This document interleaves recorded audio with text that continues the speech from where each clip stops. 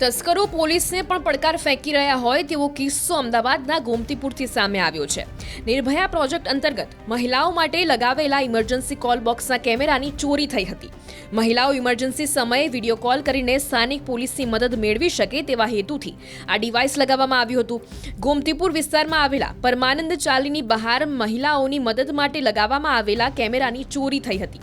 આશરે 80,000ના ડિવાઇસની ચોરી થતાં ગોમતીપુર પોલીસ સ્ટેશનમાં ફરિયાદ નોંધાઈ છે, જેને પગલે પોલીસે આસપાસના વિસ્તારમાં આવેલા સીસીટીવી ફૂટેજની ચકાસણી કરીને વધુ તપાસ હાથ ધરી છે।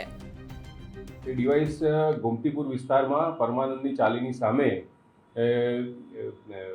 વિડીયો કોલ બોક્સ લગાવેલો હતો, જે કેમેરો એની કોઈ ઈસમ દ્વારા ચોરી કરવામાં આવેલી છે અને એના માટે ગોમતીપુર પોલીસ સ્ટેશન ખાતે સરકાર તરફે પોલીસ ફરિયાદી બની અને ગુનો દાખલ કરવામાં આવેલો છે। આરોપી લઈને શું કાર્યવાહી? આરોપીની તપાસ ચાલુ છે। સીસીટીવી કેમેરા જોઈ અને એમાં એક ઈસમ દેખાય છે, એટલે પ્રયત્નો ચાલુ છે અને ટૂંક સમયમાં એની ઓળખ થઈ જશે। કેટલા સમય પહેલા ચોરી થઈ હતી આ ડિવાઇસની? છેલ્લા 1 વીકની અંદર થયેલી છે।